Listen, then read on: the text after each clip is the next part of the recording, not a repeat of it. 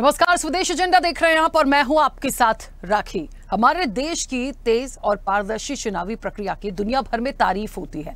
ये बात अलग है कि देश के भीतर कुछ राजनीतिक दल मनमाफिक रिजल्ट नहीं आने पर सवाल भी उठाते हैं।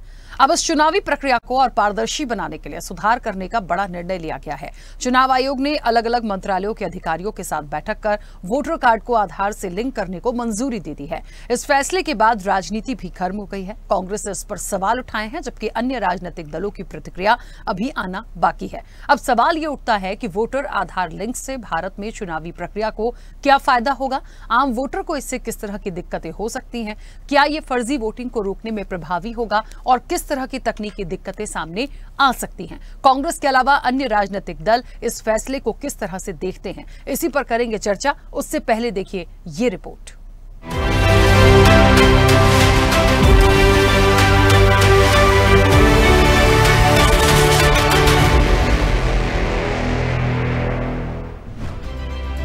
इलेक्शन कमीशन ऑफ इंडिया ने चुनावी प्रक्रिया सुधार में एक और बड़ा फैसला लिया है। दिल्ली में केंद्रीय गृह मंत्रालय, कानून मंत्रालय, भारतीय विशिष्ट पहचान प्राधिकरण यानी यूनिक और चुनाव आयोग के अधिकारियों की एक बैठक हुई। इस बैठक में वोटर आईडी को आधार से जोड़ने के मुद्दे पर गहन चर्चा हुई। इस चर्चा का नतीजा ये निकला कि वोटर आईडी आधार लिंकिंग को हरी झंडी दे दी गई। इस बैठक में मुख्य चुनाव आयुक्त ज्ञानेश कुमार के अलावा चुनाव आयुक्त डॉक्टर सुखवीर सिंह संधू और डॉक्टर विवेक जोशी भी मौजूद थे। इनके अलावा गृह सचिव, विधायी विभाग के सचिव, यूनिक के अधिकारी और चुनाव आयोग के टेक्निकल एक्सपर्ट भी मीटिंग में मौजूद थे। इस बैठक के बाद चुनाव आयोग ने कहा कि वोटर आईडी आधार लिंकिंग को आधिकारिक मंजूरी दे दी गई है। इसे संविधान के अनुच्छेद 326 और जन प्रतिनिधित्व कानून की धारा 23(4), 23(5) और 23(6) का हवाला देकर कानूनी जामा पहनाया गया है। चुनाव आयोग ने सुप्रीम कोर्ट के पुराने फैसलों को भी ध्यान में रखा है। अदालत ने मतदाता पहचान पत्र को आधार से जोड़ने के लिए कानूनी आधार देने की बात कही थी और उसी को फॉलो किया जा रहा है। लेकिन इस फैसले की मंजूरी पर कांग्रेस ने सवाल उठाए हैं। लोकसभा में नेता प्रतिपक्ष राहुल गांधी ने कहा, आधार से डुप्लीकेट वोटर आईडी नंबर की समस्या हल हो सकती है, लेकिन सबसे गरीब और सबसे अधिक वंचित लोगों को आधार लिंक करने की प्रक्रिया में कठिनाइयों का सामना करना पड़ सकता है। So far it is a welcome step by the Election Commission. That's what the Congress Party and India Alliance parties are thinking. You can see whenever we raise the issue of this epic Election Commission or anybody from the government of India is not ready to agree for that. They are telling this is all, you people are losing the election, then you are finding out reasons. This is what the argument by Election Commission of India itself. Now they come forward with a solution. Let us wait for it. Whether it is going to help a neutral election, fair and fair election, we are waiting for it. But there will be a 24-hour watchdog system in Congress Party and India Alliance parties. Is why is there such a large escalation between the primary voter list and the supplementary voter list? The second issue is how come after an entire day's use and being stored in the strong room for 3 or 4 days, the battery life in the EVMs is at 99%. The Election Commission does not answer fundamental questions which go to the root of free and fair elections, which is the sine qua non of any democracy. So therefore, all these questions are supplementary. The first question is, whatever elections are being held, given all these aberrations which have been pointed out, are these free and fair elections? Bharat की तेज और hi tech चुनावी प्रक्रिया का उदाहरण दुनिया भर के कई देश देते हैं। हालांकि हमारे देश के भीतर ही ईवीएम पर सवाल भी उठाए जाते हैं, लेकिन विपक्ष की आशंकाओं का समाधान और सुझावों पर अमल की परंपरा भी हमारे लोकतंत्र की खूबी रही है। बहरहाल इस फैसले के संभावित फायदे और नुकसान को लेकर एक गहरी चर्चा की आवश्यकता की मांग भी उठ रही है। ब्यूरो रिपोर्ट, स्वदेश न्यूज।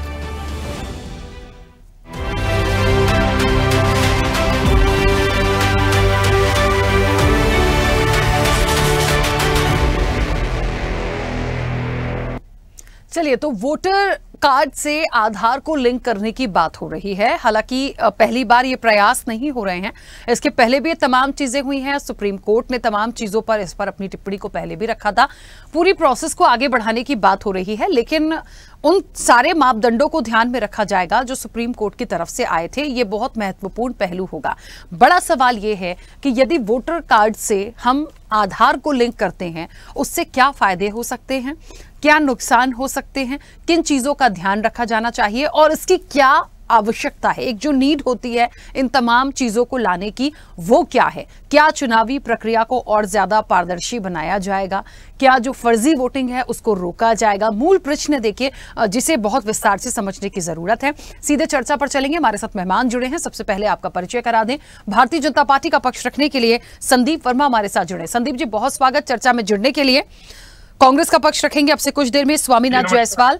स्वामीनाथ जायसवाल जी का भी बहुत स्वागत है। राजनीतिक विश्लेषक हैं मनीष अग्रवाल। मनीष जी, आपका भी बहुत स्वागत है। और आपसे कुछ देर में एक और राजनीतिक विश्लेषक हैं प्रियदर्शी रंजन, वो भी हमारे साथ जुड़ेंगे, उनका भी बहुत स्वागत है। मैं चर्चा की शुरुआत सबसे पहले संदीप जी आपसे करूंगी। मुझे सुन पा रहे हैं संदीप जी? बिल्कुल सुन रहा हूं। हाँ संदीप जी, अब वोटर को आधार लिंक से जो कनेक्ट करने की बात हो रही है, वोटर आईडी कार्ड को, क्या एक बेसिक नीड है? क्या सोच के इस तरह की चीजों को लाया जा रहा है? कितना फायदेमंद हो सकता है? देखिए, इसके क्या प्रॉफिट होंगे और क्या इससे नुकसान हो सकता है, क्या एक मकसद हो सकता है। हम हर पहलू पर विस्तार से बात करेंगे, क्योंकि कुछ लोगों को ऐसा भी लगता है कि प्राइवेसी का ध्यान कितना रखा जाएगा, नहीं होगा तो कैसे डेटा लीक हो सकता है, क्योंकि आधार मतलब आप समझ लीजिए उसकी पूरी डिटेल उसमें है। तो वोटर आईडी कार्ड से उसको कनेक्ट करने का जो एक मकसद है वो क्या है? जी देखिए, भारत की सरकार जो है, माननीय मोदी जी सरकार, जो भी कोई भी योजना लेके आती है उसे आपने आज तक देखा होगा, 2014 से हमारी सरकार है, वो लगातार उस चीज को लेकर पूरा जब तक उसे कंप्लीट नहीं कर रही थी, वो पीछे बीच में बैठती नहीं है। तो ये जो मुद्दा लेके आए हैं भारत सरकार, ये जो लेके आई है, ये इसलिए लाई है जो फर्जी कार्ड है, जो वोटिंग होती है फर्जी, आपने देखा होगा लगातार हर जगह से शिकायत यही आती है कि कहीं कोई फर्जी वोटिंग डाल रहा है, कहीं कोई वोटिंग कर रहा है। तो इससे बचने के लिए ये लिंक करा जा रहा है, और ये लिंक कोई नई बात नहीं है, इससे पहले पैन कार्ड से किया गया है। ठीक है, तो कहीं ना कहीं गलत कार्य ना हो, पूरे देश में जो भी चीज हो वो साफ सुथरी हो, ठीक है, पारदर्शी हो, इसको लेकर ये योजना चालू की जा रही है। ठीक है, इसमें एक चीज और है, लेकिन संदीप जी मैं जानना चाहती हूँ, पहले भी ये तमाम प्रोसेस की गई थी सुप्रीम कोर्ट ने, लेकिन जिस तरीके से उस पर अपना स्टैंड लिया था, क्या उन सारे मापदंडों को देखा जाएगा या फिर अभी इसको होल्ड किया जाएगा? क्योंकि एक प्रोसेस लंबी है और बहुत पारदर्शी तरीके से भी चीजों को लेके जाना है, तो उसमें कोई इफ एंड बट नहीं होगा, वो होगा तो बहुत क्लियरिटी के साथ होगा। जी बिल्कुल, देखिए समय लगेगा, क्योंकि ये छोटा कार्य नहीं है, बहुत बड़ा कार्य है। पूरे देश में जो हमारी 125 करोड़ से ज्यादा की जनता है, जितने वोटर हैं, सबको जोड़ना है, तो उसमें समय लगेगा, मगर जो चीजें होंगी वो साफ सुथरी होंगी, पारदर्शी होंगी। पारदर्शी होने से क्या होगा कि जो भी समस्या आती है, जिस तरह की ऐसी भी समस्या आती है कि लोग एक जगह से दूसरी जगह ट्रांसफर होते हैं, ठीक है, कहीं से शिफ्ट होते हैं, किसी क्षेत्र से किसी क्षेत्र में जाते हैं, तो वो इजी हो जाएगा। जब वो आधार से जुड़ा होगा तो उनके सारे डॉक्यूमेंट जो होंगे वो पारदर्शी तरीके से चेंज होंगे। जैसे मान लो आधार चेंज होगा उनका किसी एड्रेस से, तो उसी एड्रेस में उनका वोटर कार्ड होगा। तो ये जो समस्या है, जो लगातार समस्या आती है वोटर को, कई बार क्या होता है कि उनका वोटर कार्ड नहीं बनता, या कई बार ऐसा होता है कि उनकी पर्ची नहीं आती, कई बार होता है वो वोट नहीं डाल पाते। तो ये भी जो पीड़ा है लोगों की, ठीक है, वो उसकी भी समस्या का समाधान होगा। और जो भी योजना केंद्र लाएगी या भारत सरकार लाएगी, माननीय मोदी जी की सरकार, वो इसको ही लेके आएगी कि अंत्योदय तक जो भी लोग हैं उन्हें किसी भी तरह की समस्या ना हो। और जहां तक रही लिंक करने की बात, तो हर जगह इसके लिए अभियान चलेगा, अधिकारी बैठेंगे, ठीक है, और इसे वो लिंक करेंगे। और जो भी हमारे वोटर हैं, इस देश के वोटर हैं, उन्हें इसका लाभ मिलेगा, ना कि नुकसान होगा। ठीक है, चलिए वापस आऊंगी। मनीष जी, मुझे सुन पा रहे हैं? जी राशि जी। मनीष जी, आपका क्या मत है? वोटर कार्ड को यदि आधार से लिंक करने की बात हो रही है, पहले भी ये प्रोसेस की गई थी, लेकिन सुप्रीम कोर्ट का जो फैसला हुआ था उन तमाम चीजों को अभी शामिल करने की बात हो रही है। क्या ये प्रोसेस इतना आसान होगा? आम वोटरों के लिए इसको किस तरह से देखा जाए? राखी जी, प्रोसेस कोई आसान नहीं होता, लेकिन अगर सुप्रीम कोर्ट के कोई डायरेक्शंस हैं, सरकार का कोई निर्णय है, तो उसको पालन करने की प्रक्रिया शुरू होनी चाहिए। ये सोच के ये छोड़ नहीं दिया जाएगा कि ये हो नहीं सकता। आप छोटे छोटे उदाहरणों से समझिए। आज स्कूल में बच्चों के आधार कार्ड बनाए जा रहे हैं, क्या वो प्रोसेस नहीं चल रही है? क्या सबके बन गए लेकिन फिर भी बनाए जा रहे हैं? आज राशन जो है वो आधार कार्ड के कियोस्क से मिल रहा है। आज आप देखिए डीबीटीएल के माध्यम से कितना पैसा ट्रांसफर हो रहा है, हजारों करोड़ रुपए ट्रांसफर हो रहा है। क्या उन लोगों ने अपने आधार से नहीं जोड़ा? उनको जब नीड लगी, जब उन्हें पता चला कि उन्हें सरकार की सुविधाओं का लाभ लेने के लिए इसको जोड़ना पड़ेगा, तो लोगों ने आगे आके जोड़ा। डीबीटीएल के माध्यम से सारी सब्सिडी मिल रही है, सारी सरकार के तरफ से जो प्रोत्साहन राशियां वो मिल रही है, और उसमें जीरो लीकेजेस हो गई है। सरकार उन लीकेजेस को खत्म करती जा रही है, लोगों को इसका फायदा मिल रहा है। अगर सरकार आधार को और वोटर आईडी को जोड़ना चाहती है तो उसमें नुकसान क्या है? मुझे तो लगता है राजनीतिक पार्टियों को आगे बढ़ के इसका स्वागत करना चाहिए। माननीय राहुल गांधी जी को मैं सुन रहा था, वो कह रहे थे कि कुछ ऐसे लोग हैं जो इससे जुड़ नहीं पाएंगे, टेक्नोलॉजी इशू होंगे, तो उनके कार्यकर्ता तो उन वोटरों से जुड़े हैं ना, जिनसे इलेक्शन के वक्त वोट मांगने जाते हैं। राजनीतिक पार्टियों को, कार्यकर्ताओं को आगे आके वो लोग, वो वोटर जो जुड़ नहीं पा रहे, जिन्हें प्रॉब्लम है, उनको भी आगे लाके जोड़ना चाहिए और अपने वोटरों से जुड़ने का और अच्छा माध्यम खोजना चाहिए। लेकिन क्या इससे बोगस वोटिंग कंट्रोल हो जाएगी? ये एक चिंता का विषय है राजनीतिक पार्टियों के लिए। ये एक डिबेट का इशू है, क्योंकि जैसे जैसे सिस्टम में ट्रांसपेरेंसी आती जाती है, आज जितनी इकोनॉमिक पॉलिसीज में या इकोनॉमिक डिसबर्समेंट्स में ट्रांसपेरेंसी आ गई है, उससे किसका नुकसान हो रहा है? उन लोगों का नुकसान हो रहा है जो उन फंड्स का मिसयूज करते थे, जो लोगों तक वो पहुंचने नहीं देते थे। जनता का तो कोई नुकसान नहीं हो रहा ना। जिसको आज भी नहीं मिल पाता वो जाता है, अपनी समस्या बताता है, मिलता है। वृद्धावस्था पेंशन जो है वो आधार से मिलेगी, लेकिन वोटर आईडी से आधार लिंक नहीं होना चाहिए। क्यों नहीं होना चाहिए? जब किसानों को अपनी प्रोत्साहन राशि खाते में मिल रही है, नहीं मिल रही है, वो सारी चीजें लिंक्ड हैं। अगर सिस्टम वहां पे चल रहा है तो सिस्टम यहाँ पे क्यों नहीं चलेगा? लेकिन बांग्लादेशी, रिफ्यूजी, जो लोग भारत के नागरिक नहीं है, जो इलेक्शन के समय ट्रैवल करते हैं एक राज्य से दूसरे राज्य, उसमें यह समस्या हो सकती है। जब लोगों को इलेक्शन कमीशन के पास या इलेक्शन के जब वोट डालने जाते हैं, उनकी पहचान का माप क्या होता है? एक फोटो होती है। जब वो आधार से लिंक हो जाएगा, अंगूठा उसकी पहचान का माप हो जाएगा, कोई डुप्लीकेसी नहीं रहेगी, फिर कोई प्रॉब्लम नहीं रहेगी कि आपको बुर्का हटा के वोट डालना है, बिना बुर्के के वोट नहीं डालना है। क्या इन चीजों से विपक्ष घबरा रहा है? ये आगे डिस्कशंस में, डेलिब्रेशंस में निकल के आएगा। लेकिन एक अच्छी शुरुआत है। क्या पैन कार्ड से लिंक हुआ तो लोगों ने इनकम टैक्स रिटर्न दाखिल करना बंद कर दिया? सब रिटर्न दाखिल करना। आज भी बहुत से ऐसे पैन कार्ड हैं जो लिंक्ड नहीं है, लेकिन आगे उसकी प्रोसेस निरंतर चल रही है, वो होती जाएगी। मुझे लगता है वन नेशन वन इलेक्शन की प्रोग्रेस में ये एक अच्छा कदम है, जिससे कि भारत को वन नेशन वन इलेक्शन की तरफ जाने का मौका मिलेगा। चीजें जितनी टेक्नोलॉजी से लिंक होंगी, जितना उसका फायदा लोगों को मिलता है, उतनी ही हमें उसमें ट्रांसपेरेंसी भी देखने को मिलेगी। हमें पता चलेगा ना कि एक्चुअल वोटर कितना है, एक राज्य में कितना जुड़ा है, कौन सा ट्रैवलिंग वोटर है, किसका वोट कहाँ पे है। ये चीजें जानने के लिए सरकार ने इस प्रोसेस को शुरू करा है। सुप्रीम कोर्ट के दिशा निर्देशों का जरूर पालन करना चाहिए, क्योंकि न्यायपालिका जो है वो कस्टोडियन है डेमोक्रेसी की। किसी की भी सरकार हो, न्यायपालिका इसको ध्यान में नहीं रखती। न्यायपालिका जो न्यायोचित निर्णय वो करती है, सरकार को उसका पालन करना चाहिए, पुलिस इसको ध्यान में रखना चाहिए। लेकिन मुझे लगता है योग्य निर्णय है। बिल्कुल ठीक है। मनीष जी वापस आऊंगी। स्वामीनाथ जी जुड़े हमारे साथ। एक सेकंड, मैं अभी तो जुड़ने घर पहुंचने वाला था। ठीक है स्वामीनाथ जी। जी आप समय लेंगे सर, या मैं प्रश्न करूं अपना? आप प्रश्न कर लीजिए, मैं जवाब एक देकर फिर मैं पहुंच जा रहा हूँ। ठीक है स्वामीनाथ जी, क्योंकि वोटर कार्ड को आधार से लिंक करने की बात हो रही है, ये है कि कांग्रेस को इसमें आपत्ति क्या है? मतलब कोई ऐसी बात जिसकी इसको यदि इम्प्लीमेंट करते हैं तो नुकसान हो जाएगा, ऐसा क्या है? देखिए, ये लोग पहले आधार को निराधार, प्रधानमंत्री जी ढोल पीट के बता रहे थे, आज आधार को हर चीज से लिंक किया जा रहा है। यही प्रधानमंत्री जी आपत्ति जताते हैं कि आधार निराधार है, और आज आधार को ये जोड़ने की बात कर रहे हैं। जहां हम लोग मांग किए कि पूरे वोटर लिस्ट, जो ब्लैक वोटर लिस्ट है, वो कैसे 36 लाख वोट महाराष्ट्र में बढ़ जाता है। एक लोकसभा में 7 सीट विधानसभा का हम हार जाते हैं, लोकसभा जीत जाते हैं नांदेड़ में। तो ये सब जो चुनाव आयोग, उस पर तो चर्चा करने के लिए पार्लियामेंट में हमारे नेता राहुल गांधी जी ने निरंतर इस पे चर्चा करने की बात कही।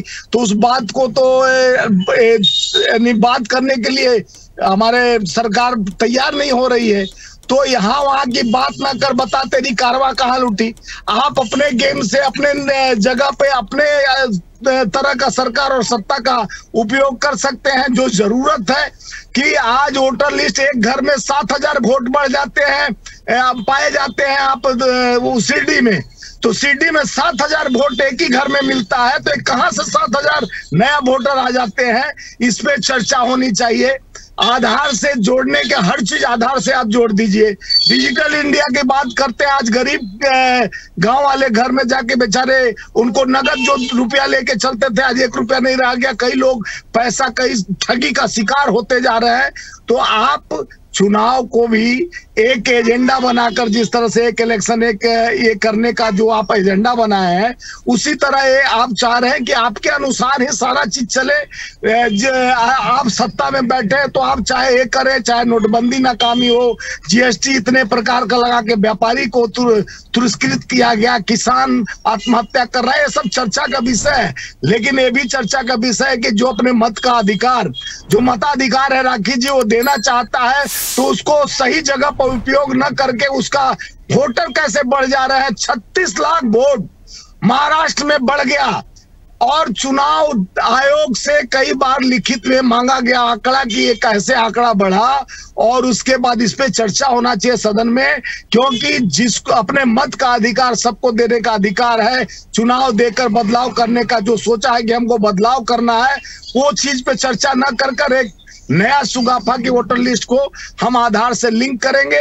आधार से लिंक करके उसका डाटा हम किसी कंपनी के हैंड कर देंगे। उसके बाद जो खेल है ईवीएम से लेके और वोटर लिस्ट से, वो हम खेल खेलते रहेंगे।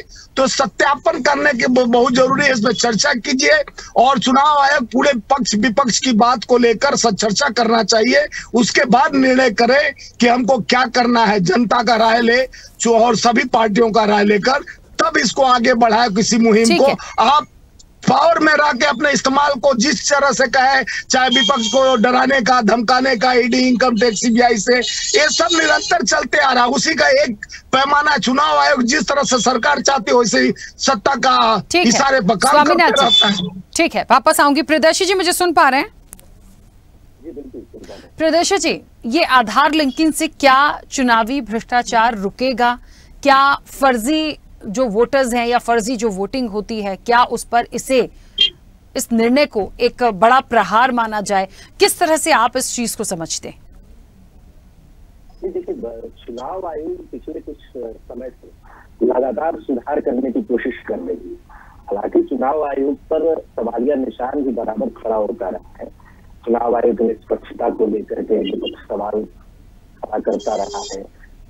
चुनाव आयोग पर यह भी आरोप लगता रहा है कि किस तरीके से वह फर्जी वोटरों को रोकने में नाकामयाब है। तो उस पर एक कड़ा प्रहार चुनाव आयोग की ओर से ये हो सकता है। आने वाले दिनों में ये देखना दिलचस्प होगा कि आधार लिंक से जुड़ने के बाद क्या परिणाम आते हैं, क्या सचमुच उसमें परिवर्तन आता है, फर्जीवाड़ा मिलता है। चुनाव, चूंकि देखिए चुनाव में एक वोट का बड़ा महत्व है, और एक वोट से सरकार बनती है, गिरती है। कई बार एक वोट बहुत ज्यादा निर्णायक हो जाता है। वैसी स्थिति में अगर हजारों लाखों फर्जी वोट पड़ेगा, तो कहीं न कहीं निष्पक्ष चुनाव तो नहीं रह जाता है। और भारतीय लोकतंत्र की आत्मा है निष्पक्ष चुनाव, और आत्मा ही अगर दूषित होती रहेगी तो निश्चित तौर पर चुनाव आयोग पर भी सवाल खड़ा होता रहेगा, और भी कई तरीके के सवाल उठेंगे। चुनाव आयोग पिछले कुछ समय से अब जनता की जो मांग रही, विपक्ष की जो मांग रही, उस पर बहुत हद तक काम करने की कोशिश कर रही है। हमने देखा कि किस तरीके से नोटा का अधिकार मिला, इसमें चुनाव आयोग ने भी बड़ी भूमिका निभाई। तो इन तमाम तरह से चुनाव आयोग कोशिश कर रहा है कि किसी तरीके से निष्पक्ष चुनाव कराया जाए और बेहतर चुनाव हो दिन दिन, क्योंकि आने वाले दिनों में और चुनौतियां बढ़ेंगी। तो जो जो चुनौतियां नई सामने आएंगी, चुनाव आयोग को उसके लिए तैयार रहना होगा। अभी 2-3 सवाल बेहद महत्वपूर्ण है चुनाव आयोग पर जो उठता रहा है कि एक तरीके से आप देखिए कि जो सवाल उठता है ईवीएम को लेकर के, और दूसरा सवाल उठता है फर्जी वोटरों को लेकर के। हालांकि इसमें चुनाव आयोग की भूमिका थोड़ी कम है फर्जी वोटरों वाले मामले में, लेकिन इसको अगर आधार से जोड़ दिया जाएगा तो निश्चित तौर पर उससे कमी आएगी। फर्जी वोटरों का जो मामला है वो निश्चित तौर पर सरकार से जुड़ा हुआ है, तंत्र से जुड़ा हुआ है, प्रशासन से जुड़ा हुआ है। समय समय पर होता क्या है कि सबों ने हमने देखा है कि चुनाव से ठीक पहले प्रशासन कभी भी पूर्ण सूची नहीं तैयार कर पाता है वोटरों की, उसमें लापरवाही होती है। और ये भी देखा जाता है कि किस तरीके से एक एक व्यक्ति कई जगहों पर, एक एक व्यक्ति तो 5 जगह, 6 जगह, 2 जगह, 4 जगह इस तरीके का वोटर होता है। वो कई जगहों, कई राज्यों में मतदान करता है। एक व्यक्ति एक राज्य के भीतर ही कई जिलों में, कई गांवों का मतदाता होता है। एक व्यक्ति कई राज्यों का मतदाता होता है। तो इस तरीके से चुनाव दूषित होता है, चुनाव पर सवाल खड़ा होता है। और जिस तरीके से पिछले कुछ दिनों में रोहिंग्या का मामला है या विदेशी मूल के जो लोग आकर के भारत में बस रहे हैं अवैध तरीके से, लेकिन वो भी वोट कर रहे हैं, उनका वोटर लिस्ट में नाम जुड़ जा रहा है, तो ये बड़ा सवाल है कि उसको कैसे रोका जाए। अगर आधार से उसको लिंक करेंगे तो निश्चित तौर पर उसमें कमी आएगी। ऐसा नहीं है कि आधार नहीं बनाया जा सकता है फर्जी। कई लोगों ने तो देखा गया है रोहिंग्या वाले मामले में या विदेशी मूल के कई व्यक्तियों ने फर्जी तरीके से आधार कार्ड ही बनवा लिया है। तो ऐसा नहीं है, लेकिन फिर भी अगर आधार कार्ड से आप जोड़ देंगे वोटों को तो एक निश्चित अनुपात तो आपको पता चल ही जाएगा कि हमारे पास इतने वोटर हैं और इतने ही की हमें तैयारी करनी है। तो निश्चित तौर पर ये पारदर्शिता की ओर बढ़ता हुआ एक कदम है, पारदर्शी कदम है। और चुनाव आयोग इसी तरीके से अन्य भी चीजें जो ईवीएम पर जो सवाल उठ रहा है उससे भी अगर पारदर्शिता लाए और बेहतर तरीके से जवाब दे पाए। हालांकि ईवीएम मैं एक और ऐड करता हूँ कि ईवीएम पर सवाल उठाने वाले लोग सही तरीके से ये नहीं पूछ पा रहे हैं चुनाव आयोग से कि गलतियां कहाँ है, और चुनाव आयोग भी सही तरीके से ये जवाब नहीं दे पा रहा है कि हम क्या कर रहे हैं और इसको किस तरीके से दूषित नहीं किया जा सकता है। तो दोनों ओर से अभी वहां दुविधा का मामला है। लेकिन ये जो फर्जीवाड़े का मामला था, वोटों का जो फर्जीवाड़ा हो रहा था, वो तो खुले तौर पर लोगों के सामने नंगी आंखों से देखा जा सकता था, देखा जा रहा था कि फर्जीवाड़ा हो रहा है। इसके बावजूद बहुत ज्यादा कोई ठोस कदम उठाने की स्थिति में नहीं था। अब टेंशन खत्म हो गया है एक तरीके से समझिए। जो लोग अभी दिल्ली में भी चुनाव हुआ उसमें बड़ी संख्या में भारतीय जनता पार्टी ने भी आरोप लगाया, आम आदमी पार्टी ने भी, दोनों एक दूसरे पर आरोप लगाए कि इधर का वोट काट करके उधर किया जा रहा है, लोगों को फर्जी तरीके से वोटर बनाया जा रहा है, लोगों का वोटर लिस्ट से नाम काटा जा रहा है। तो बड़ी चुनौती, जो लोकतंत्र के लिए बड़ी चुनौती थी, वो एक तरीके से खत्म हो जाएगा। मतदाता सूची में सफाई हो जाएगी, वोटिंग नहीं हो जाएगा। और सबसे बड़ी बात, डिजिटल वोटिंग हो पाएगी। भविष्य में अगर ई वोटिंग जैसी सुविधा लागू होती है तो आधार लिंकिंग से सुरक्षित और आसान तरीके से मतदान संभव हो पाएगा, क्योंकि इससे आपको एक पासवर्ड या आईडी भेजी जा सकेगी जो आपके फोन से लिंक होगा और आप वोटिंग कर सकेंगे। ठीक है, तो बहुत तरीके से प्रियदर्शी जी, ठीक है। लेकिन मुझे ऐसा लगता है इस पूरी प्रोसेस को पहले तो आप सही से इम्प्लीमेंट करा लें। आम वोटर इसे किस तरह से ले रहे हैं, उन्हें किसी तरह की परेशानी ना हो। प्राइवेसी की जो बार बार एक बात आ रही है, जिस तरह से जिक्र था, अमूमन जब भी इस तरह की बातें होती हैं तो ये सवाल आता ही है, उसका कितना ख्याल रखा जाएगा। इससे भी बड़ी बात, चुनाव आयोग सुप्रीम कोर्ट के उन मापदंडों को फॉलो करेगा, कानूनी आधार इसमें देखना समझना पड़ेगा कि उसके बाद ये पूरा प्रोसेस होगा। ये एक दिन का काम नहीं है। तो मुझे लगता है उसके बाद ये चीजें किस प्लेटफॉर्म पर आती हैं, सही उतरती हैं, अभी तो आधिकारिक मंजूरी जरूर है, लेकिन सारी गाइडलाइंस को देखकर ही आगे एक कदम मुझे लगता है बढ़ाए जाने की जरूरत है, और होगी भी ही। संदीप जी, क्योंकि जाहिर तौर पर एक कोई डिसीजन यदि सरकार लेती है, यदि चुनाव आयोग से कोई बात होती है, चुनाव आयोग का भी अपना एक दायित्व होता है कि वो अपनी सारी चीज़ों में क्लियरिटी रखे, सारी चीज़ों को समझदारी के साथ कैसे वो कर सकते हैं। मैं बार बार सुप्रीम कोर्ट का जिक्र इसलिए कर रही हूं क्योंकि ये मामला पहली बार नहीं, ये मामला बहुत पहले से आया है, जब सुप्रीम कोर्ट ने अपना फैसला दिया था और उसके बाद कई सारी चीज़ों में इफ एंड बट की चीज़ आई थी। तो अब वो चीज़ें ना आए, उसको लेकर सुप्रीम कोर्ट तो ठीक है, उनके निर्णय को, उनकी चीज़ों को फॉलो करना होगा, उसे दरकिनार नहीं कर सकते, लेकिन चुनाव आयोग को अपनी जो भूमिका है, जैसा कि प्रियदर्शी रंजन जी अभी कह रहे थे, सारे पॉइंट्स को क्लियर रखते हुए ही इस चीज को आगे बढ़ाना पड़ेगा। तो सरकार के लिए भी चुनौती जैसा है, बड़ी जिम्मेदारी है, चुनाव आयोग के साथ भी है। आती है तो चुनौती उसकी होती है, मतलब ये तो ऐसा हो ही नहीं सकता बिना चुनौती के कोई कार्य कर पाए। मगर क्या होता है कि आपकी नीयत ठीक है, आप करने की आपकी इच्छा है, तो उसे आप कर पाते हो। तो यही जो चीज है वो चुनाव आयोग या सरकार हो, दोनों मिलकर इस काम को करेंगे। और जैसा कि अभी पीछे वक्ता बोल रहे थे, मैं सुन रहा था कि चाहे वो किसान निधि हो, चाहे वो और अन्य निधि हो, या जो भी खाता पैसे जाता, वो कहीं ना कहीं डिजिटल के माध्यम से हो रहा है। और ये भी जो कार्य होगा वो डिजिटली होगा, जिससे कि ये लिंक हो पाए आसानी से, और जो पूरा देश है वन नेशन, मतलब एक चुनाव में आ जाए। और ये इसका कारण भी है कि इसलिए लेना चाह रहे हैं इसे, कि यदि ये चीज सब लिंक हो जाएगी और ये सब ठीक से सुचारू रूप से हो जाएगा, तो हम एक देश एक चुनाव की प्रक्रिया में जा पाएंगे। यही कारण है कि इस चीज को सरकार और चुनाव आयोग मिलकर साथ काम करना चाह रहे हैं।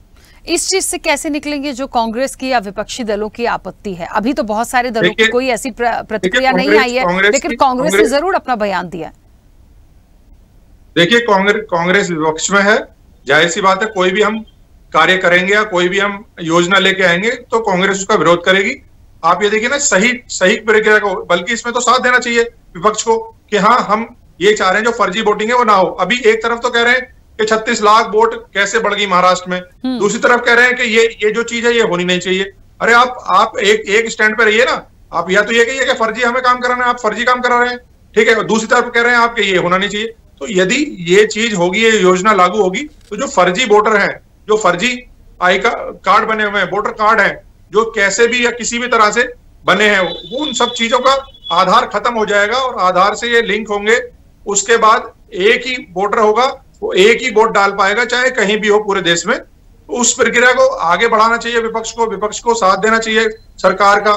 चुनाव आयोग की तारीफ करनी चाहिए कि चुनाव आयोग इस प्रक्रिया को लेके आ रहा है, इसके लिए मीटिंग हुई है और लगातार कहीं ना कहीं कोई भी ऐसी पॉइंट ऐसा नहीं छोड़ा जाएगा जिससे कि कोई ऐसा फर्जी आगे चलकर फर्जी वोटिंग हो पाए।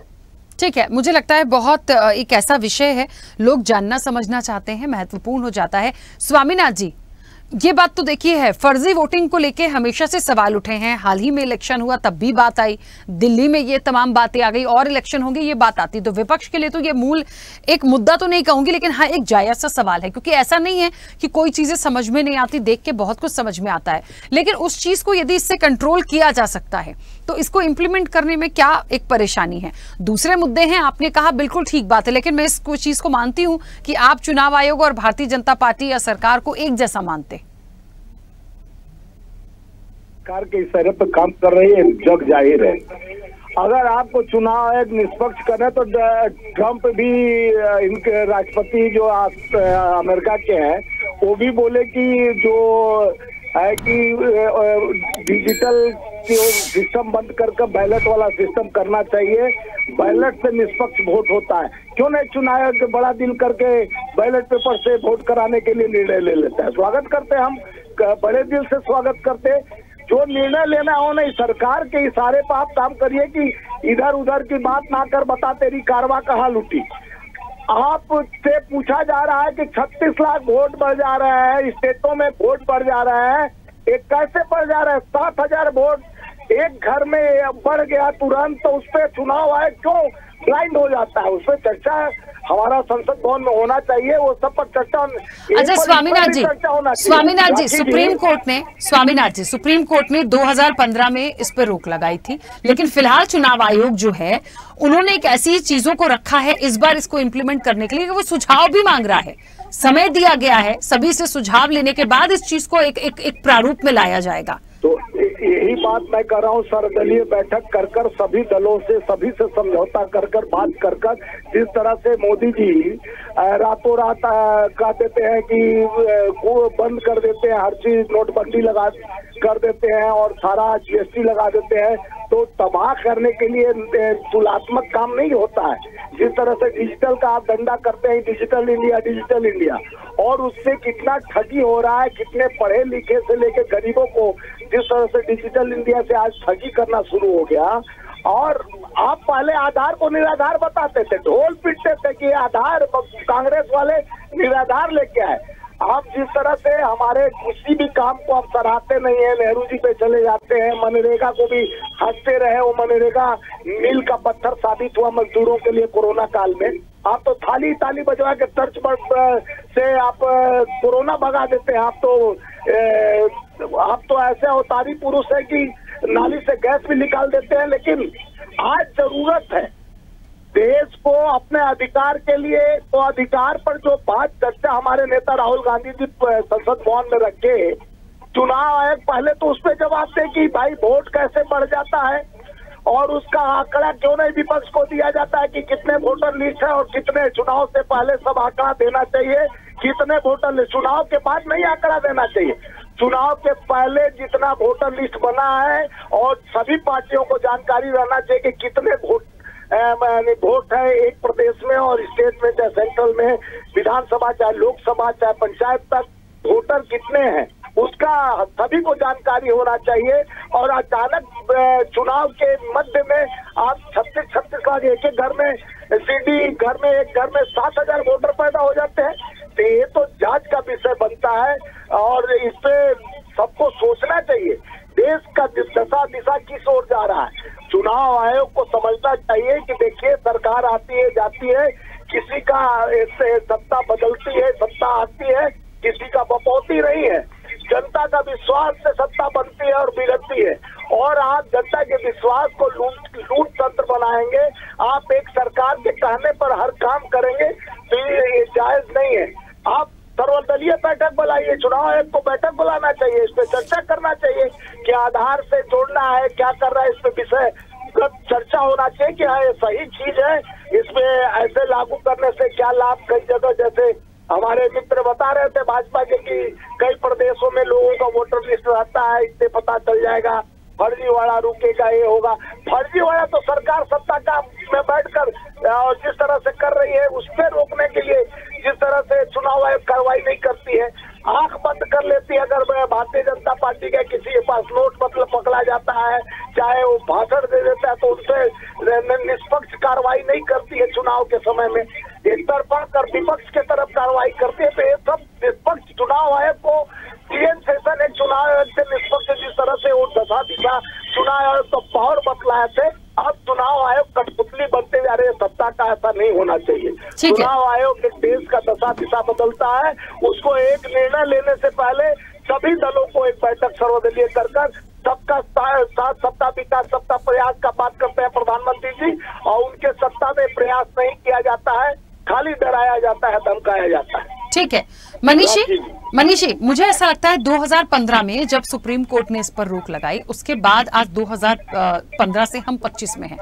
10 साल हो गए हैं, और ये बात सच है कि चुनाव आयोग भी पहली बार तमाम जो राष्ट्रीय राजनीतिक दल हैं उन लोगों से एक सुझाव के तौर पर एक कहते हैं ना कि सारे एक सुझाव मांग रहा है, एक समय सीमा निर्धारित की गई है और उसके बाद इस चीज को आगे बढ़ाया जाएगा। तो मुझे लगता है यही स्वामीनाथ जी भी कह रहे थे, लेकिन मूल प्रश्न ये भी है कि ये सरकार और चुनाव आयोग के बीच या उनके संबंधों को लेकर जिस तरह से सवाल उठाए जाते हैं बार बार, इसका विश्वास को कैसे जीत पाएंगे? या जिता पाएंगे या दिला पाएंगे दूसरे विपक्षी दलों को? ये भी एक बड़ा सवाल है जो बार बार आ रहा है यहाँ पर। देखिए राखी जी, इसमें 2-3 बातें हैं जो हमें समझने की कोशिश करनी होगी। पहले तो अगर चुनाव आयोग ने और सरकार ने कोई डिसीजन लिया है तो क्या उसमें ऐसा डिसीजन है कि अभी तो सुप्रीम कोर्ट की स्क्रूटनी के बाहर हो गया है? तो सुप्रीम कोर्ट की स्क्रूटनी के लिए अभी भी अवेलेबल है। अगर सुप्रीम कोर्ट ने उसे 2015 में उचित नहीं माना था तो उसको रोक दिया गया था। अगर आज भी सुप्रीम कोर्ट उचित नहीं मानेगा फिर रोक दिया जाएगा। ऐसा तो नहीं है कि ये ब्लैंकेट डिसीजन हो गया है कि अब इसको कोई कोर्ट रोक नहीं सकती, पहली चीज। दूसरी चीज, जितना भी विपक्ष के लोग ये कह रहे हैं इतना वोटर फर्जी था, एक घर में इतना वोटर था, क्या इसके साक्ष्य ले जाके सुप्रीम कोर्ट या हाई कोर्ट या नॉर्मल कोर्ट में उन्होंने कभी कोशिश करी ये प्रूव करने की, चुनाव आयोग को कटघरे में खड़े करने की? आप चैनल पे आके ये आरोप लगाते हो, ठीक है, लेकिन क्या आप न्यायालय के समक्ष जाके उसको सबूतों के संग साबित करते हो? अगर आप साबित कर देते तो क्या भारत का न्यायालय पक्षपात करता? वो किसी सरकार, किसी चुनाव आयोग के अधीन नहीं है। उसने सरकारों की अगेंस्ट बहुत से डिसीजन दिए हैं, चाहे पक्ष की सरकार हो चाहे विपक्ष की सरकार हो, और सारी सरकारों ने उसे माना है। तो आप जो भी आरोप लगाओ वो तथ्य के संग लगाओ, उन पे जाके साबित करो। अगर साबित होते हैं तो माना जाता है। इस देश में प्रधानमंत्री बदले गए हैं, बहुत से डिसीजन बदले गए हैं कोर्ट के आदेश पे। तो मैं ये मानने को तैयार नहीं हूं कि सुप्रीम कोर्ट के समक्ष कोई गया हो और चुनाव आयोग गलत साबित हुआ हो, उसके बाद भी कोई कार्रवाई नहीं हो। अगर चुनाव आयोग और सरकार कोई डिसीजन लेती है तो वो हमेशा विपक्ष के लिए और जनता की स्क्रूटनी के लिए अवेलेबल है। उन्होंने अगर अपने सुझाव मांगे हैं तो विपक्ष की जो भी इच्छाएं हैं या विपक्ष को जो भी आकांक्षा है कि ऐसा होना चाहिए, वो सारे उन्हें अपने सुझाव के तहत लिख के दिए जाने चाहिए। अगर चुनाव आयोग उसको नहीं मानता है तब फिर न्यायालय के दरवाजे खुले हैं। एक चुनाव आयुक्त का भी जिक्र हुआ था, तो आपने देखा होगा राजनीति में चुनाव आयुक्त भी भारत में ऐसे हुए हैं जो राजनीतिक पार्टियों से जुड़े रहे हैं, इस कैपेसिटी में जुड़े रहे हैं कि सांसद रहे हैं, इस कैपेसिटी में जुड़े रहे हैं कि मंत्री रहे हैं। अब आज वाले चुनाव आयोग गलत कर रहे हैं, उस समय वाले चुनाव आयोग सब सही थे, ये भी जनता जानती है, ये भी समझती है कि आप चुनाव आयोग को राज्यसभा देते हो, लोकसभा देते हो, मंत्री पद देते हो, लेकिन आपका चुनाव आयोग सही है। सरकार आज अगर चुनाव आयोग के संग काम कर रही है तो ये वाली सरकार गलत है, क्योंकि ये उस तरीके से काम नहीं कर रही जैसे विपक्ष चाहता है। ये सारी डिबेट्स होती रहेंगी, ये डिबेट का विषय है, इसको हम कहां तक डिस्कस करेंगे। लेकिन जो राजनीति के जानकार हैं वो ये जानते हैं कि पहले भी चुनाव आयोग कैसे सत्ता के संग जुड़े रहते थे, तो शायद आज विपक्ष की वही अपेक्षा है चुनाव आयोग से कि जब ये हमारे संग ऐसे जुड़ा रहता था तो आज भी ऐसी कर रहा होगा। लेकिन हमें लोकतंत्र का सम्मान करना चाहिए, जनता के मताधिकार का सम्मान करना चाहिए। अगर हम ट्रंप और डोनाल्ड ट्रंप की इस बात को मानते हैं कि वो कह रहे हैं बैलेट पेपर से चुनाव कराना चाहिए, तो हमें इस बात को भी मानना चाहिए कि आज हमारे देश के प्रधानमंत्री के पीछे वो कुर्सी खींच के खड़े हो जाते हैं। ये भी एक सम्मान का विषय है। क्या इस पे दो शब्द उनकी प्रशंसा के नहीं कहने चाहिए, लेकिन नए कहे जाएंगे क्योंकि डोनाल्ड ट्रंप जहां सूट करेंगे वहां अच्छे हैं, जहां वो अच्छा जेस्चर दिखाते हैं वो ओवरलुक कर दिया जाता है क्योंकि वो पॉलिसी और नीतियों को सूट नहीं कर रहा। इसलिए मेरा मानना यह है कि चुनाव आयोग, सरकार जो भी डिसीजन लेती है, अगर वो जनता के हित में नहीं लगता है तो न्यायालय के दरवाजे खुले हैं, अपने अधिकारों का प्रयोग करना चाहिए। और वरना सरकार को जब जनता ने चुन के भेजा है तो उन्हें देश चलाने के लिए जो भी उचित लगता है करने का मौका जरूर देना चाहिए। बिल्कुल प्रियदर्शी जी, क्योंकि ये अभी एक प्रोसेस का विषय है, आधिकारिक मंजूरी बिल्कुल हो सकती है, लेकिन वो सुझाव आएंगे, उन सुझावों के बाद इसको इंप्लीमेंट कराने की बात की जाएगी। जाहिर तौर पर राजनीतिक दलों से जो सुझाव मांगे गए हैं, आपको लगता है कि ये एक सफलतम होकर आगे बढ़ जाएगा क्या? इसको इस वक्त पे जो चीजें आ रही हैं, जिस तरह से पहले रोक लगाई गई थी, फिर उसके बाद ये भी सच है कि 10 सालों में पहली बार ऐसा हो रहा है कि चुनाव आयोग भी राजनीतिक दलों से सुझाव मांगने की पूरी एक प्रोसेस कर रहा है, तो क्या आपको लगता है कि ये प्रॉपर तरीके से सफल होगा? होना चाहिए, बिल्कुल होना चाहिए, लेकिन सिर्फ आधार कार्ड से लिंक करने की ही बात नहीं है, बायोमेट्रिक भी होना चाहिए। आप वोटिंग के समय जिस तरीके से चुनाव आयोग नए नए तरीके के प्रयोग करता था, पहले तो कैमरा नहीं लगता था बूथों पर, अब कैमरा लगने का भी प्रावधान है। अभी जिस तरीके से विरोध विपक्षी पार्टियां कर रही है वो लगता है कि सिर्फ विरोध के लिए विरोध है। किसी जमाने में ऐसा है विरोध भारतीय जनता पार्टी आधार कार्ड के खिलाफ करती थी, निजता के हवाले से कहता था कि ये निजता का उल्लंघन होगा। उसी निजता का हवाला देकर के आज कांग्रेस पार्टियां या अन्य तमाम पार्टियां ये कह रही हैं कि वोटर आईडी कार्ड को आधार कार्ड के साथ जोड़ना निजता पर हमला है, व्यक्तिगत हमला है। मैं मानता हूं कि इस तरीके के विरोध से पहले चुनाव आयोग को स्टैंड करना चाहिए। सुप्रीम कोर्ट ने भी क्लियर कर दिया, 2018 में रोक लगाई थी इस पर, फिर इसमें संशोधन हुआ। मोदी जी की सरकार ने, भारत की सरकार ने संशोधन किया इस मामले में और फिर इसको नए तरीके से करने की कोशिश हुई। आज चुनाव आयोग जिस तरीके से अपने कदम को बढ़ा चुका है उसे पीछे करने की जरूरत नहीं है। नोटा का भी विरोध इस देश में हुआ है। जब जब चुनाव आयोग ने सुधारात्मक प्रयोग किए हैं तब विरोध हुआ है। जब जब संशोधन हुआ, देखिए कुछ लोगों ने तो जब उम्र घटाया जा रहा था वोटिंग के लिए, उस समय भी विरोध किया था। तो ऐसा नहीं है कि विरोध नहीं होता है, और उस विरोध से घबराने की बजाय, चूंकि एक सकारात्मक प्रयोग है तो सकारात्मक प्रयोग करने से नहीं हिचकना चाहिए। ये जो महत्वपूर्ण बात जो करके आ रही है कि बैलेट पेपर से वोटिंग होना चाहिए या नहीं होना चाहिए, हम विदेशों का नकल करते हैं तो बैलेट पेपर, विकसित देशों में बैलेट पेपर से वोटिंग होता है, सही बात है। इंग्लैंड में भी होता है, फ्रांस में भी होता है, अमेरिका में भी होता है, लेकिन इसका मतलब ये नहीं है कि हम भी करें। अगर आप सफल हैं, भारत अभी तक ईवीएम में सफल रहा है, तो आपकी अगर तकनीक सुदृढ़ है तो फिर इस, क्योंकि कोई सबूत तो आप तक नहीं दे पाया ईवीएम के खिलाफ में, अगर एविडेंस ही नहीं आप दे रहे हैं तो किस आधार पर जजमेंट चाह रहे हैं अपने पेपर में? आप एविडेंस तो दें, जिस दिन कुछ एविडेंस दे दिया जाएगा उस दिन इस पर बात होगी। तो अभी तक का ईवीएम फुल प्रूफ है क्योंकि उसके खिलाफ कोई एविडेंस नहीं है। उसी तरीके से ये भी प्रयोग मुझे लगता है कि सफल प्रयोग होगा। चुनाव आयोग का ये कदम बहुत ही बेहतरीन कदम होगा और आगे आने वाले दिनों में देखिएगा बायोमेट्रिक होगा। जब चुनाव आयोग इस समय मैं टीवी चैनलों पर जब एग्जिट पोल पर जब रोक लगाया था उस समय सवाल पूछ रहे थे, तो चुनाव आयोग हमेशा से सवालों के घेरे में रहा, आगे भी रहेगा, क्योंकि उस पर बड़ी जिम्मेवारी होता है। ऐसा नहीं है कि चुनाव आयोग पर कई बार बेवजह घेरा जाता है, चुनाव आयोग कई बार वजह भी होती है, लेकिन बहुत ऐसे मौके आते हैं, खास करके जब चुनाव आयोग की सकारात्मक प्रयोग कर रही होती है उस समय उसको घेरा जाना बहुत अच्छा नहीं माना जा सकता है। स्वस्थ लोकतंत्र के लिए ये ठीक नहीं है, क्योंकि आपका चुनाव आयोग पाकिस्तान का चुनाव आयोग नहीं है और बेहतर चुनाव आयोग है भारत का कई मामलों में। ये सवाल तो अमेरिका के चुनाव आयोग पर भी उठा, ट्रंप ने ही उठाया, कई तरीके की बातें हुई। तो तमाम देशों में ऐसी बातें होती हैं, लेकिन इसके बावजूद आपका चुनाव आयोग विकसित देशों के मुकाबले खड़ा है।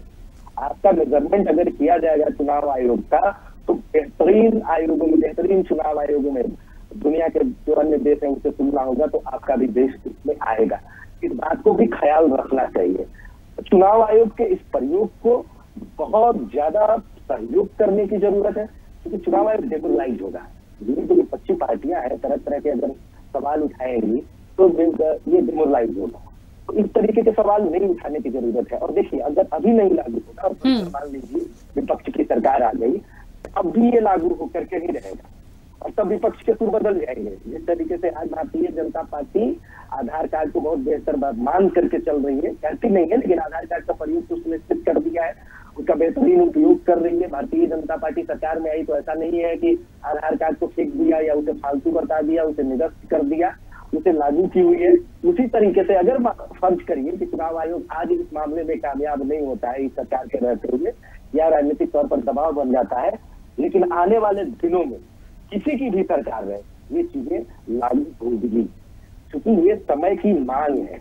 राशि ठीक है, बिल्कुल। एक महत्वपूर्ण बात है, थोड़ा सा यहाँ मैं रखना चाहती हूँ संदीप जी, क्योंकि पूरा प्रोसेस चुनाव आयोग सरकार की तरफ से आधिकारिक मंजूरी हुई है, तमाम चीजें हुई हैं, सुप्रीम कोर्ट का क्योंकि हम जिक्र कर रहे थे और क्योंकि इस पर रोक लगाई गई थी, वो भी अमूमन मुझे ऐसा लगता है जब आंध्र प्रदेश और तेलंगाना के करीब 55 लाख लोगों के नाम वोटर डेटाबेस से हटे थे और उसके बाद इस मामले को जब सुप्रीम कोर्ट में ले जाया गया था, इसी वोटर आईडी को जब हम आधार से लिंक कर रहे थे, तब का ये पूरा मामला है। तो तब ये जब चीजें वहां हुई, जब डेटाबेस से इतने लोगों के नाम हटे, फिर उस पर सुप्रीम कोर्ट ने रोक लगाई थी। तो मुझे ऐसा लग रहा है इस प्रोसेस पर या इस चीज को जो ला रहे हैं इस पर सवाल नहीं है, सवाल है आप उसको इंप्लीमेंट कैसे कर पाएंगे, इसका क्या प्रोसेस होगा, कैसे करेंगे, सब लोगों की मंजूरी हो जाएगी तो आगे भी बढ़ेंगे, तो कैसे करके जाएंगे, ये चीज बहुत महत्वपूर्ण होगी। क्योंकि यदि फिर से कोई कुछ कमी हुई या कोई डेटा इधर उधर हुआ, जाहिर तौर पर फिर ये चीजें जाएंगी और सुप्रीम कोर्ट अपना डिसीजन देगा और उनको साइड रख के तो आप इस चीज को इंप्लीमेंट नहीं करा पाएंगे। तो ये बड़ी जिम्मेदारी है कि इसका पूरा प्रोसेस, इसका पूरा रोड मैप, इसकी पूरी रूपरेखा सामने रखी जाए। चुनाव आयोग के साथ भी बातचीत करने के बाद आप इसको करेंगे कैसे, क्योंकि हो चुका है तेलंगाना और आंध्र प्रदेश में, तभी तो ये मामले पर रोक लगी थी। जी, मैं बिल्कुल आपकी बात से सहमत हूं, ये हो चुका है।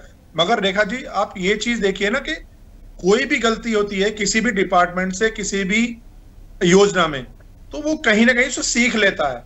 तो वही चीज है, जैसा कि अभी पीछे अभी वक्ता बता रहे थे कि कांग्रेस का काम है, चाहे वो ईडी को लेकर हो, चाहे चुनाव आयोग को लेकर हो, चाहे देश की जो सबसे बड़ी हमारी सुरक्षा की गारंटी है, जो हमारे देश की सेना है, उसके ऊपर उंगली उठाना। तो इनका काम है उंगली उठाने का। मगर जो आप मुझसे सवाल पूछ रहे हैं, मैं उसका जवाब दे रहा हूं कि जो पीछे गलतियां हुई हैं उन्हीं से सुधार, उन्हीं से चीजें ली जाएंगी कि कहां हमारी गलतियां हुई हैं, कहां से हमें सीख मिलेगी, कहां से हम ठीक करेंगे उसे। तो आप ये देखिए कि कभी भी कोई भी हम योजना बनाते हैं, कोई भी कार्य करते हैं, तो कहीं ना कहीं गलतियां भी होती हैं, कहीं ना कहीं कुछ चीजें छूट जाती हैं। मगर अब जो हम इसे दोबारा जो चुनाव आयोग ने ये फैसला लिया है, ठीक है, तो कहीं ना कहीं वो जितनी भी ऐसी चीजें हैं जो पीछे गलत हुई हैं या जिनमें परेशानियां हुई हैं, उन चीजों को ध्यान में रखकर अब जो कार्य करेंगे उसे महत्वपूर्ण तरीके से, सुरक्षित तरीके से और एक समय से कि इसे जल्द से जल्द इस चीज को इंप्लीमेंट किया जाए और डाटा कहीं लीक ना हो, कोई चोरी ना हो या कोई डाटा में कोई दिक्कत ना हो। मगर एक एक करके देखिए, आप ये देखिए, आज आधार कार्ड जो है वो अपने आप में हर चीज में हमारा इस्तेमाल हो रहा है और उसे इतना जो प्यूरिफाई किया है, ठीक है, लगातार अपडेट होता है वो। उसके बावजूद चाहे बैंक में हो, चाहे आप सिम कार्ड लेते हैं उसमें हो, चाहे कोई भी आप अकाउंट खोलते, कुछ भी, मतलब आधार कार्ड हमारा इतना मस्ट हो गया है कि हम लाइसेंस बनवाने जाते हैं, ड्राइविंग लाइसेंस, तो उसमें तो ये सारी चीजें इसी तरह चलेंगी। देश जो है वे ऐसे चलेंगे। अभी जैसे बता रहे थे कि एक वक्ता कि हमारा जो चुनाव आयोग है बहुत अच्छे तरीके से काम करता है और कहीं ना कहीं दुनिया में एक ऐसे पायदान पे आता है चुनाव आयोग जो इतना बड़ा जो पर्व है हमारा चुनाव का, उसे कराता है और पूरी सुरक्षित तरीके से, पूरे मतलब हर चीज ध्यान में रखकर कि कहीं ना कहीं कोई चूक ना रह जाए, उसमें सारी चीजों को एक जो इतना बड़ा एक चैलेंज है उसे पूरा करता है। ये चीज बहुत ज्यादा बड़ी नहीं है। मैं मानता हूं कि गलतियां होती हैं, वो हर सरकार में होती हैं, हर डिपार्टमेंट में होती हैं, उन्हें सुधारा जाता है, उन्हें सुधार के आगे बढ़ना चाहिए, ना कि पीछे की चीजों को हम लेकर बैठेंगे तो शायद हम आगे कोई ऐसा कार्य कर ही नहीं पाएंगे। इसलिए अब जो ये कार्य स्टार्ट हुआ है, दोबारा शुरू कर रहे हैं इसे लेकर जाएंगे, पूरी तरह इसमें सफल होंगे और इस चीज को जो लिंक कर रहे हैं आधार से, वो बिल्कुल पूर्णतया सुरक्षित तरीके से होगा। मेरा ऐसा मानना है, एक देश के नागरिक होने के नाते और एक पार्टी का कार्यकर्ता होने के नाते, कि ये चीज को हम बहुत अच्छी तरह से इसे पूर्ण करेंगे। बिल्कुल, देखिए एक बात तो सच है, डेटा लीक ना हो, कुछ धोखाधड़ी की घटनाएं ना हो, व्यक्तिगत जानकारी क्योंकि होती है व्यक्ति की एक जगह पर होगी, ये सारी चीजों का ध्यान रखा जाए। तो ये जो प्राइवेसी को लेकर जो मुझे लगता है विपक्ष सवाल उठा रहा था, उसको थोड़ा सा गंभीरता से लेना पड़ेगा। और क्योंकि जाहिर तौर पर हैकिंग है, डेटा लीक होना, वो भी कह रहे थे डेटा इधर से उधर चला जाएगा, ये मामला भी सुप्रीम कोर्ट में रोका, डेटाबेस इधर उधर होने की वजह से था। तो ये मुख्य चुनौती मुझे नजर आ रही है जिसका बहुत ज्यादा ध्यान रखने की जरूरत है। संदीप जी, स्वामीनाथ जी, अपनी बात रखिएगा। ये कौन सरकार गारंटी देगी कि डेटा लीक नहीं होगा? सरकार के नाकामियों का कितना बड़ा चिट्ठा आगे बढ़ते जा रहा है। देश में जिस तरह से आप निरंतर हर प्रदेश में जिस तरह से चुनाव हो रहा है, कई चीज पर देश का जनता, आम आवाम जिस तरह से इसका विरोध किया, चाहे ईवीएम से लेकर सब चीज का वीवीपैट का और की काउंटिंग साथ में कराने का कई चीज। चुनाव आयोग तो अपने मनमानी सरकार के इशारे पर काम देखे। आधार पर यही लोग भारतीय जनता पार्टी के माननीय मोदी जी, देश के प्रधानमंत्री, जिस तरह से पार्लियामेंट में मजाक उड़ा रहे थे, आधार को निराधार बता रहे थे, लेकिन उस आधार को आज उनको लगा कि नहीं, ये मनमोहन सिंह सरकार में आधार जो लाया गया है तो ये आधार निराधार नहीं है, इससे हमारा सारा व्यापार सम्मिलित होना चाहिए। तो देखिए बैंकिंग सिस्टम से लेकर, जैसे हमारे मित्र बता रहे थे, बैंक में आधार, उसमें ड्राइविंग लाइसेंस में आधार, सिम कार्ड में आधार, तो आप लिंक कर दिए सारे चीज आधार से। वोटर आईडी को भी आधार से लिंक करना चाहते हैं, अच्छी बात है, लिंक करिए, लेकिन उसकी पारदर्शिता गारंटी होनी चाहिए, उस पर चर्चा होना चाहिए। यही तो हम कहते हैं कि कोई भी एम्प्लॉयमेंट से पहले उसके सबका मोहर लगना चाहिए, सभी दलों का लगना चाहिए। आप सरकार और सत्ता में हैं, आज है, आप बैसाखी के ऊपर सरकार चला रहे हैं, आप उसके बाद भी आप सरकार में हैं, तो इसका मतलब विपक्ष का दायित्व तो नहीं है कि जनता के बात को रखना, जनता के विश्वास को आगे बढ़ाना, जनता के कामों को न कर रही सरकार को उसको याद दिलाना। तो जनता के कामों को आप अगर आगे एम्प्लॉयमेंट कराने के लिए उसको विकास की रास्ता, जो इन लोग गारंटी पर गारंटी देते आए हैं, सिलेंडर होली में फ्री, दिवाली में फ्री और 500 रुपया में छत्तीसगढ़, राजस्थान, दिल्ली से लेकर हरियाणा तक, तो ये देने का जो गारंटी है, तो गारंटी को विपक्ष का काम है। तो विपक्ष से जब अपने दायित्व का निर्वहन करते हैं तो भारतीय जनता पार्टी के लोगों में प्रेसिडेंट होने लगता है कि आप बेरोजगारी पर चर्चा मत करिए, मोदी जी तो गारंटी लेके आए तो 2 करोड़ नौकरी, 15 लाख खाते में काले धन, ये काले धन आए जरूर। ठीक है, सुझाव आने दीजिए। मुझे ऐसा लगता है इस पूरे विषय